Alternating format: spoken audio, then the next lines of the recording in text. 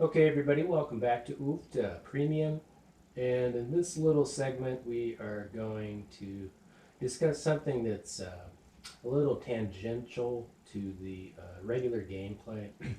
I don't have any strategies or tactics or wisdom to impart, but what I do have is sort of a metagame issue, which is basically the practicality of trying to get UFTA published, right?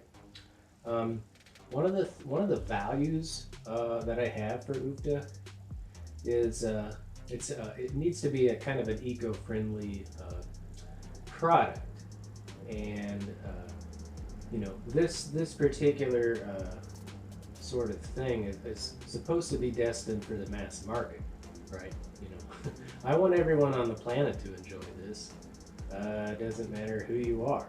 Well, what I can't do though is I can't in good conscience make a product that I know is going to ruin the environment. And so even though I've gotten this far, I have all of these materials available to you, on YouTube. Um, what I don't have is an end product that is completely biodegradable. And so the real issue that I have right now is it doesn't have anything to do with the game publishers or manufacturers or anything like that. It's simply the fact that right now the technology is still sort of up in the air because, 3D printing is a very cool thing. A lot of people have embraced it and done wonderfully creative things with it, but there are some concerns and drawbacks to it. Besides the fact that it's resource intensive, it's you're heating a plate and you're going to be using quite a bit of electricity to do that. The other concerns are simply that with the 3D printers, if you don't contain them somehow, that some of the fumes that they emit might be noxious or kind of harmful to you. And so, I can't in good conscience have like a bunch of people sitting around 3D printers printing this up, or me. And then, it turns out, well, we're all poisoning ourselves, right?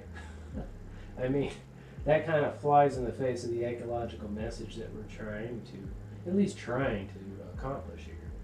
Well, the other problem is, I designed these 3D trays, and they're wonderful, right?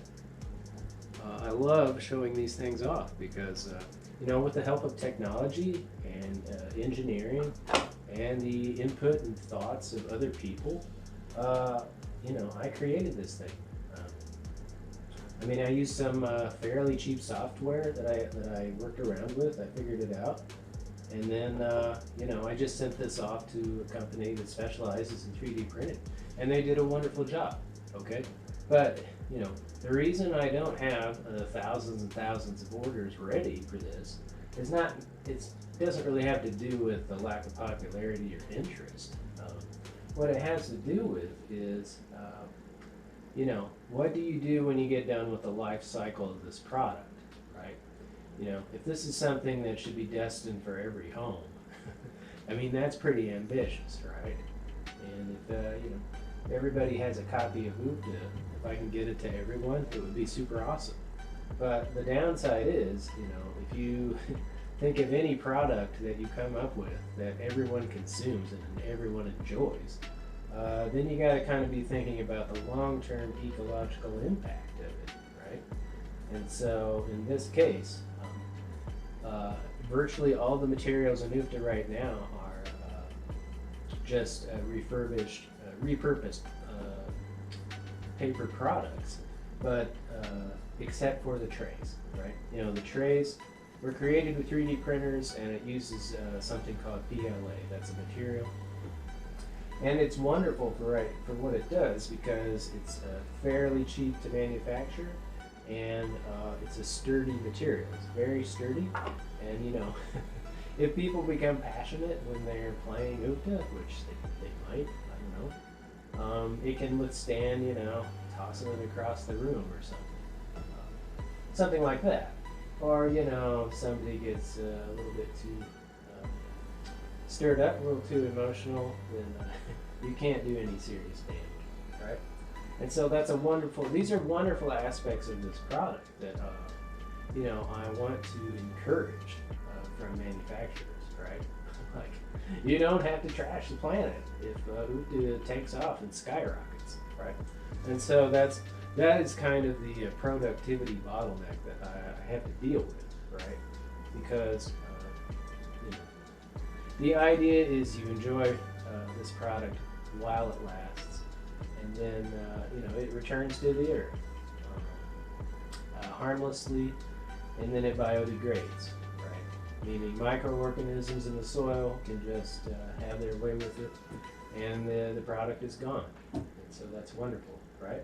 Well, like I said, right now, this particular material would probably be problematic if it's consumed on a mass level.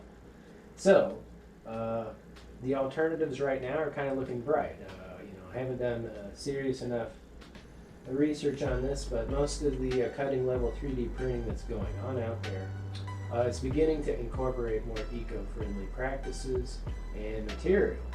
And so that's a wonderful, wonderful thing, right? And so right now, it looks like the cutting edge stuff is something called, I think, Polyterra. It's called Polyterra, and it is PLA, but presumably it's biodegradable.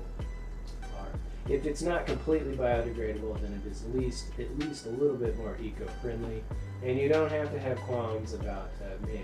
You know, where's all this stuff going to go after we get done consuming it, right? So that is problematic. There's no question about it. But anyway, so that's where things stand right now. I'm looking into Polyterra, PLA, and if I can figure out which companies, which manufacturers are doing that successfully, then you know, it's going to be all systems go, right? But yeah, so those are the productivity bottlenecks for now, and it does kind of give you something to consider, right? You know, if you're trying to do a good job, you know, maybe you're trying to recycle, you're doing what you can to maybe limit your ecological impact. That's all good and fine, but you know, there are limits to this. You can try as hard as you want to be that friendly, eco-friendly, but at the end of the day, the things that you and I, as normal consumers, consume always have some sort of a byproduct of you know, energy. What, I'm not a physicist or engineer, but I'm like, what is it? Energy is never lost or gained, right? It merely changes form, and that's kind of what happens here. So yeah, so I don't want to. I certainly don't want to contribute to the problem if I can help it. And so even though I'm super enthusiastic about UCTA, I think it has the hallmark of the makings of everything that is very popular and successful in board games right now. What it doesn't have is completely sustainable and recyclable components. And so until I get to that point, that's why, you know, there may be a huge ad campaign for UCTA, but there isn't serious mass manufacturing going on yet.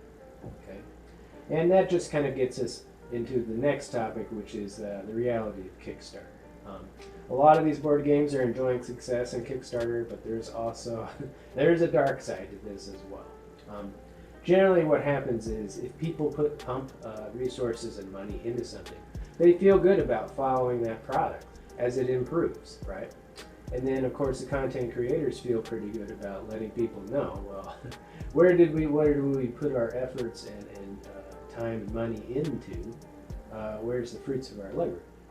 Well, that sort of puts the onus then on content creators to, you know, wisely handle and distribute and protect the customers who you know, provided the funds to get this product that they eagerly wanted to see out there to them. Well, what you don't hear much about is, well, what are the shipping costs, right? You know, if you create a product that's global, you know, let's say you get it on the biggest distributors, Walmart or Amazon or whatever, then that's all fine and good. But if you have a global distribution, then you've got to deal with bizarre shipping costs from God knows where, and that could just entirely eat up any profitability whatsoever creating a product, right? You know, ultimately, UFTA follows the pattern of anything else. Ultimately, you need to eventually you need to make more money than you spend, or at least see some sort of a positive social benefit, or what have you. Well, that's all fine and well, but you can also definitely lose your shirt, and you can definitely go in the hole if it turns out that shipping costs are going to eat you alive. You know, trying to keep customers satisfied, right? And so there's a continual tension there between delivering for the customer, delivering customer satisfaction, and then fulfilling your social, maybe ecological goals, maybe not polluting if you can help it. And then beyond that, there's simply at the end of all of that, are you still profitable? You know, are you making more money than you're spending? And that's kind of where things stand. So right now, if you're wondering, well, why haven't they pulled the trigger on UFTA? Why don't you just go on GoFundMe? Why don't you just do Kickstarter? Well, if all of that is successful after a lot of work has already been put into it, and then at the end of the day, I still get eaten alive because I have massive shipping costs to ship it to you in wherever you're at, Zimbabwe, Argentina, Antarctica, or whatever it is. Well, that eats you alive if you're a content creator. So you can't do that without just lots and lots of support and a very hefty budget to begin with, right? And so that's kind of why UFTA is it's a project that has been tiptoed out very slowly over a long period of time, because the downside is those unknowns, those risk factors that could be just too overwhelming to overcome. And so that's where things stand right now.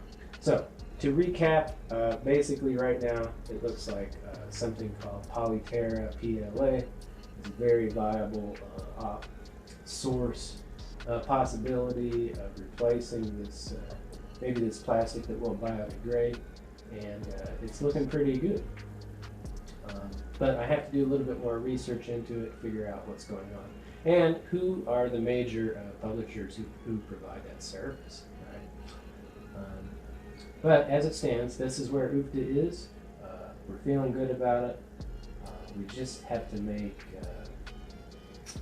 like I said, this change to make sure that it's a little bit more eco-friendly before we put it out there as something where, yeah, it's mass-produced, everyone can enjoy it, and we don't have to worry about, yeah, it's great that we enjoyed it. Now, what's it going to do in a landfill for the next 40 to 100 years, 400 years, whatever it is, right?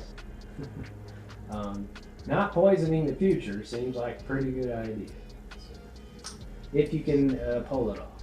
So, all right, well, we're going to leave it at that. I hope some of that stuff makes sense. And then the realities of, like I said, trying to go on some crowdfunded site and getting way in over your head, right?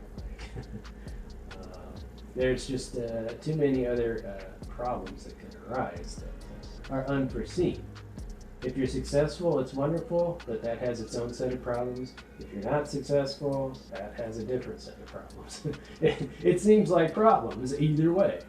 So anyway, that's where it stands, and I think we'll leave it at that for now, okay? So keep on playing UFTA, and thank you very much, everyone. Have a good day.